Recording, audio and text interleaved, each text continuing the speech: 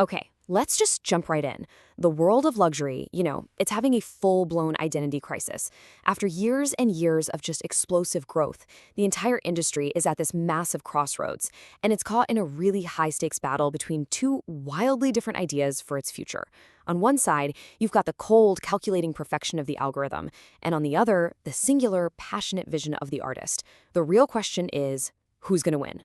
In this quote right here, it just gets straight to the heart of the problem. For decades, luxury ran on a really simple promise: aspiration.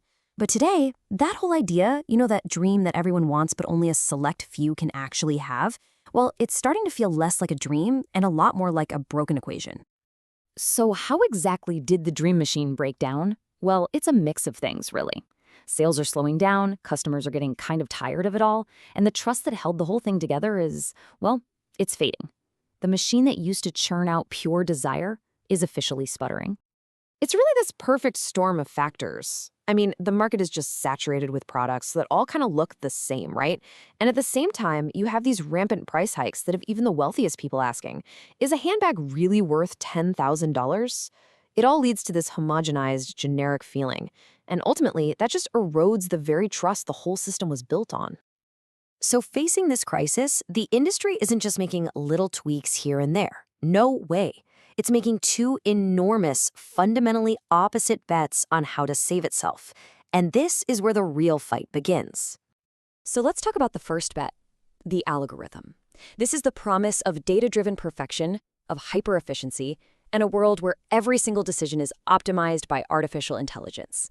It's clean, it's fast, and believe me, it is taking over. And all of this has given rise to a new and honestly pretty unsettling beauty standard that people are calling the metaface.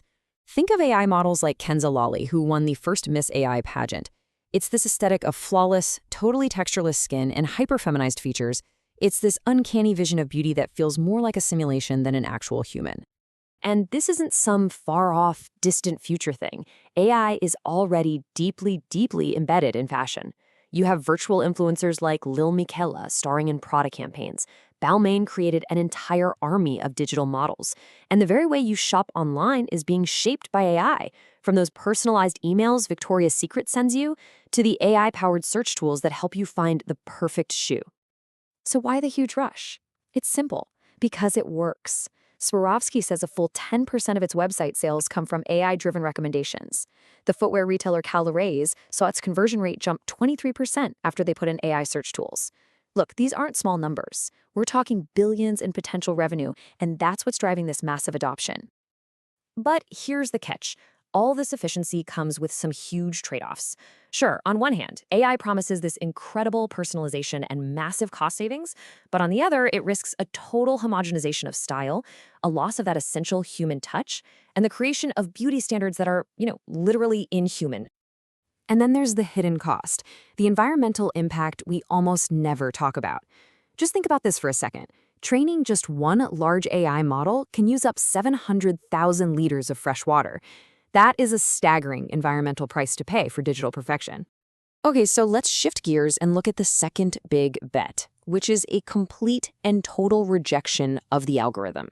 This is the return of the auteur, the belief in the singular, brilliant human vision of a star creative director. The central question here is a really powerful one. I mean, in an industry that is just drowning in data and analytics, can one person's creative instinct, their story, their gut feeling, can that still be the most valuable asset a multi-billion-dollar brand has? The industry is betting a big yes on that. And you can see this bet playing out all across the industry, which is right in the middle of this massive game of musical chairs. Huge houses like Gucci, Chanel, Tom Ford, they've all seen major creative leadership changes recently. These top brands are desperately searching for that one true voice, that one person who can cut through all the noise. Kering's CEO, François-Henri Pinault, he said it perfectly when he announced Demna's big move to Gucci. After a period where Gucci's sales had kind of slumped, the bet isn't on a better algorithm. It's on creative power. They believe a true artist can reignite the brand's fashion authority and, well, bring that dream back to life. And this is what that creative power sounds like. It's personal, it's emotional. Heider Ackerman, he's not talking about data points or analytics. He's talking about a story, a feeling. He's defining his vision for Tom Ford with a narrative about what comes after the party. It's the absolute opposite of the AI approach.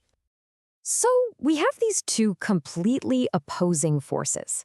But what if the answer isn't one or the other? A third way is starting to emerge, one that tries to merge the power of technology with the soul of artistry to create something totally new, immersive worlds. This is the new mantra for luxury retail. It's not about just creating a beautiful space to sell things anymore, not at all. It's about building a whole universe, an experience that's actually more important than the transaction itself. The product you buy becomes just a souvenir from the world you got to step into. And we're seeing this radical idea in action. I mean, just take the new Print Time store in New York. They've completely thrown out the old rule book. Step 1, no more shop-in-shops where each brand dictates their little corner. Step 2, the store itself takes back control of the story. In Step 3, they mix different labels freely to create a unique, curated point of view. It's a full-on merchandising revolution.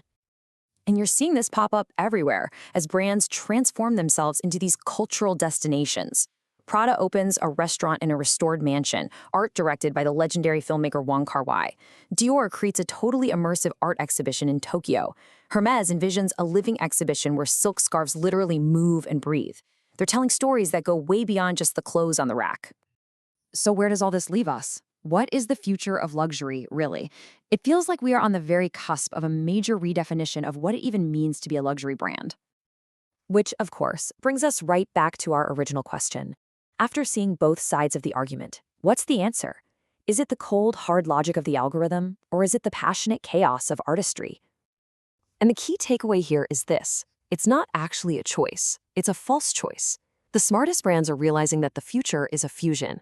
It's all about using the power of AI and technology not to replace human creativity, but to amplify it, to make those human, curated, story-driven experiences even more immersive, more personal, and more unforgettable.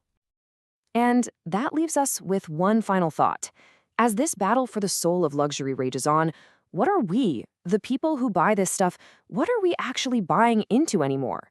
Is it the product itself? Is it the personality of a star designer? Or are we really just buying a ticket to be part of a larger, more beautiful story? The answer to that is what's going to define the entire next era of luxury.